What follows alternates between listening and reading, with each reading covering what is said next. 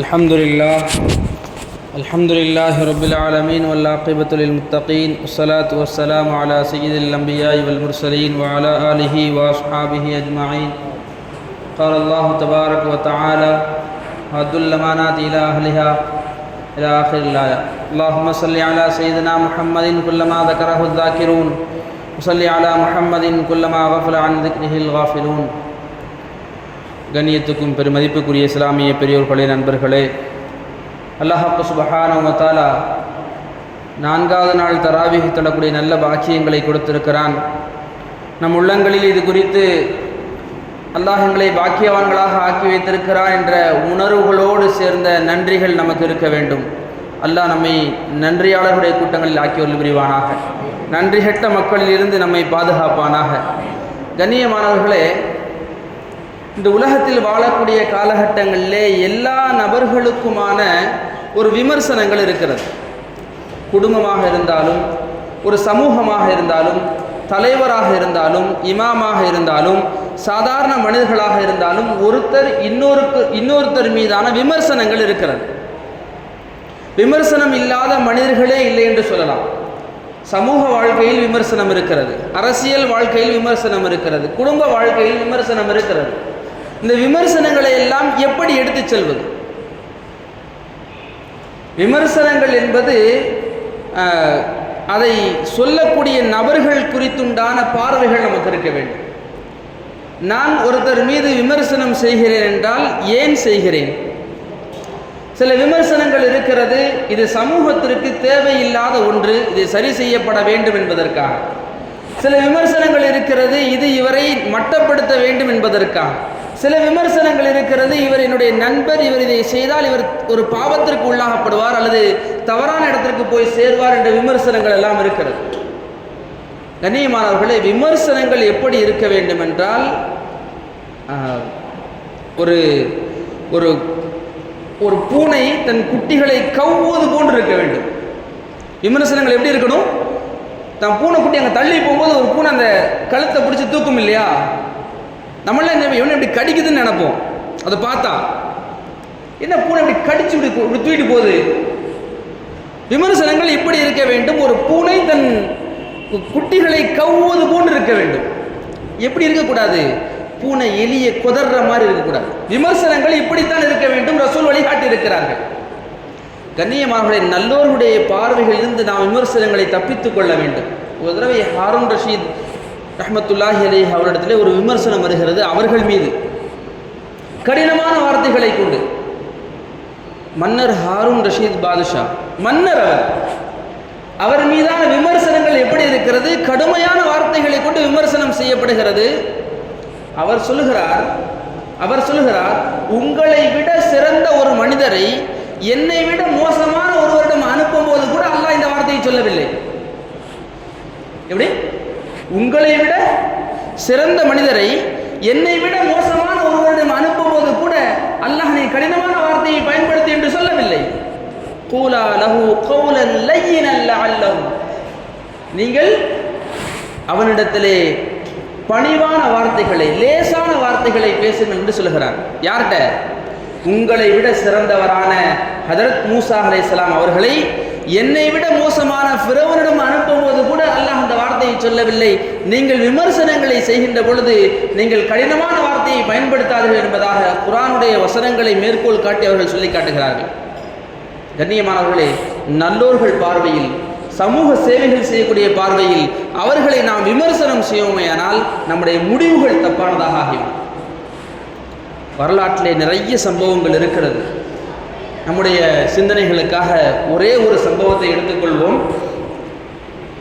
ஹதரத் சஅத் இப்னு அபி வக்காஸ் ரலியல்லாஹு அவர்கள், ஹதரத் சஅத் இப்னு அபி வக்காஸ் ரலியல்லாஹு அவர்கள் உஹதுடைய போரிலே நபியை தாங்கி நிற்கிறார்கள். ஒரு போரில் நபி ஸல்லல்லாஹு அலைஹி வஸல்லம் சஅதே இர்மி அப்படின்னு சொன்னாங்க. சஅதே நீ அம்பு விடுவாயாக என்று சொன்னார்கள். சொல்லிட்டு சொன்னாங்க, ஃபிதாக்க அபி வ உம்மி யா சஅத். யாரை பார்த்தும் சொல்லவில்லை ரசூல். எந்த சஹாபியை பார்த்தும் சொல்லவில்லை ஃபிதாக அபி வ உம்மி, என்னுடைய தாயும் தந்தையும் உமக்கு சமர்ப்பணமாகட்டும் என்ற வார்த்தைகளை ஹஜ்ரத் ஸஅதை பார்த்தே தவிர வேறு யாரை பார்த்தும் ரசூல் சொல்லவில்லை. அந்த உயர்ந்த ஸஅத் இப்னு அபி வக்காஸ் ரலியல்லாஹு அவர்களை உமர் ரலியல்லாஹு அவர்கள் தங்களுடைய ஆளுமைக்கு கட்டுப்பட்ட கூஃபாவிலே கவர்னராக நியமிக்கிறார்கள். கவர்னராக நியமிக்கப்படுகிறது. கொஞ்ச நாட்களுக்கு பிறகு ஹஜ்ரத் உமருடைய பழக்கம் இதுதான். தான் கவர்னராக நியமிக்கப்பட்ட எல்லா இடங்களிலும் ஆட்சி அதிகாரங்கள் எப்படி நடக்கிறது, அது சரியான முறையில் இருக்குதா, ஏதாவது முன்பின் இருக்குதா, சரி செய்யப்படணுமா, இது ஒரு தலைவருடைய வேலை. அதை அவர்கள் செய்கிறார்கள். ஒரு நபரை அனுப்பித்து கூஃபாவிலே சென்று பாருங்கள், ஹஜ்ரத் ஸஅத் இப்னு அபி வக்காஸ் எப்படி நடந்து கொள்கிறார். அந்த கவர்னர் சென்று வந்தவர் சொல்கிறார், ஸஅத் இப்னு அபி வக்காஸ் ரலியல்லாஹு மீது நிறைய விமர்சனங்கள் இருக்கிறது, ஸஅதின் மீது நிறைய விமர்சனங்கள் இருக்கிறது என்பதாக சொல்கின்ற பொழுது ஹஜ்ரத் உமர் ரலியல்லாஹு அவர்கள், அல்லாஹு அக்பர், நாம் சிந்தித்து பார்க்க கடமைப்பட்டிருக்கின்றோம். அன்பான பெரியோர்களே, நண்பர்களே, விமர்சனங்களை நாம் பார்த்து விட்டாலே போதும். ஒரு வாட்ஸ்அப்பில் ஒரு விமர்சனத்தை பார்த்துட்டா போதும். என்னது ஃபார்வர்ட் ஆல், அது உண்மையா பொய்யா? நபி சொன்னாங்க, கஃபாபில் மரி கதிபன் அன் யுஹத்திஸ பிகுல்லி மா சமிஅ. ஒருத்தன் ஒரு விஷயத்தை பார்த்தோன்னே எல்லாருக்கும் சொல்றானா, அவன் பொய்யங்கிறதுக்கு அதுவே போதுமானது. அதை ஆராய்ச்சி செய்யாமல் அதை அப்படியே பரப்புகின்றான், அவன் பொய்யங்கிறதுக்கு அதுவே போதுமானது, அவன் யோக்கியம் கிடையாது. ஹஜ்ரத் உமர் ரலியல்லாஹு இந்த வார்த்தைகளை கேட்டுவிட்டு தானே களமிறங்குகிறார்கள். எங்க? கூஃபாவுக்கு சென்று கேட்கிறார்கள், ஸஅத் அவர்களே, ஸஅத் இப்னு அபி வக்காஸ் ரலியல்லாஹு அவர்களே, நீங்கள் ரசூல் இடத்திலே மிகப்பெரிய அந்தஸ்து வாங்கியவர்கள், விமர்சனத்துடைய வார்த்தைகளை பாருங்கள். நீங்கள் நபி இடத்திலே மிகச்சிறந்த அந்தஸ்து பெற்றவர்கள், நபி இந்த வார்த்தையை சொல்லி உங்களை புகழ்ந்திருக்கிறார்கள், ஃபிதாக அபி வ உம்மி யா ஸஅத் என்று. இந்த உம்மத்துடைய முஸ்தஜாபாத் துஆவாக உங்களை நபி பேசியிருக்கிறார்கள். உங்கள் மீது விமர்சனம் வருவதாக நான் கேள்விப்படுகிறேன். அப்பொழுது அந்த சபையில் இருந்து ஒரு மனிதர் எழுந்து சொல்கிறார், நான் ஸஅதின் மீது விமர்சனம் செய்கிறேன், அவர் எங்களோடு போருக்கு வருவதில்லை, கவர்னர் எங்களுக்கு போருக்கு வருவதில்லை எங்களோடு. என்ன சொல்கிறார்? காதிசியாவுடைய போரிலே நேரடியாக ஹஜ்ரத் ஸஅத் இப்னு அபி வக்காஸ் கலந்து கொள்ளவில்லை. காதிசியாவுடைய போரிலே, இஸ்லாத்தில் மிக முக்கியமான போர், பெரும் போர், அது இஸ்லாத்திற்கு பெரும் வெற்றி கிடைத்த அந்த போரிலே ஹஜ்ரத் ஸஅத் இப்னு அபி வக்காஸ் ரலியல்லாஹு அன்ஹு தான் படை வீரராக கலந்து கொள்ளவில்லை. படைகளிலே ஏற்படக்கூடிய சிறு சிறு பிரச்சனைகளுக்காக ஹஜ்ரத் உமர் ரலியல்லாஹு சில நபர்களை அனுப்பி வைத்தார்கள். அந்த நபர்களில் ஸஅத் இப்னு அபி வக்காஸும் ஒருவர். எங்களோடு போரிலே சரிக்கு சமமாக நிற்க மாட்டேங்கிறார் எங்களுடைய கவர்னர், எங்களுக்கு நீதி வழங்குவதிலே சரியாக நீதம் பேணுவதில்லை அவர், எங்களுக்கு ஏதாவது பிரித்து கொடுக்க வேண்டிய அந்த தக்சீமுடைய சூழ்நிலைகள் வந்தாலும் சரியாக நடந்து கொள்வதில்லை என்பதாக 3 குற்றச்சாட்டுகளை சொல்கிறார்.